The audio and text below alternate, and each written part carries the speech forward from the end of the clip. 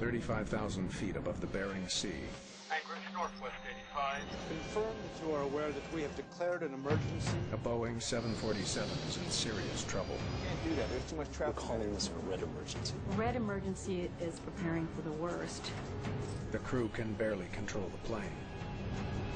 It was a very confusing situation. It was something that they had never done in training. They need all the help they can get to have any hope of bringing the plane and its 386 passengers safely to the ground. If there's ever going to be a time that you fly the perfect approach, it's got to be this one.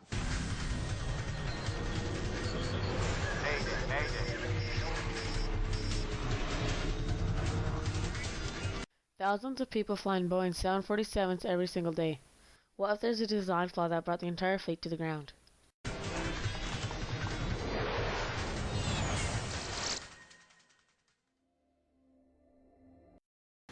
On NorthWest Flight 85, the PCM failed.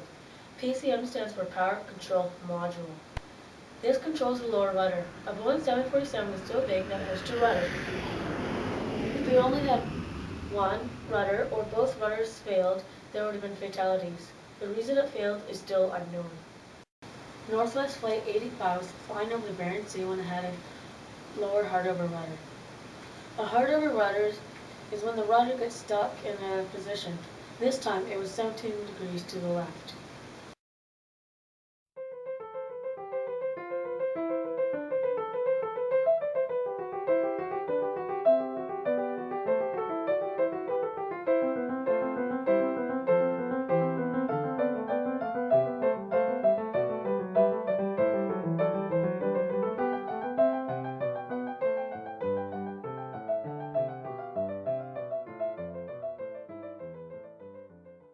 If there was a plane behind this wall and it turned on its jets full blast, this wall would shatter.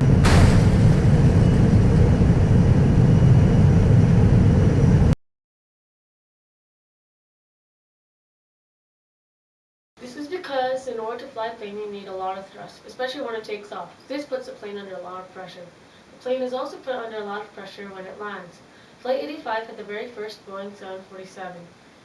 This plane had gone through extensive training and had more flights than any other plane of its kind. This is probably why the lower PCM for the lower rudder had failed. With people in a plane, the weight tries to pull the plane down, and the lift has to overpower that. This is called tension forces. If there is a big plane and it turns, the plane will twist. This is called shear forces. These are two of the internal forces acting on a plane. As you see, a plane needs to be designed not to break under these circumstances.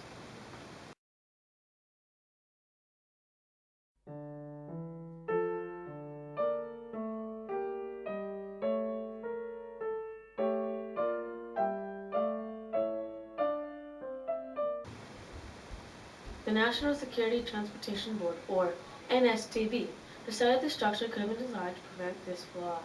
They made it mandatory to have two pieces of rubber in the PCM stopping the piston from going too far and locking in place.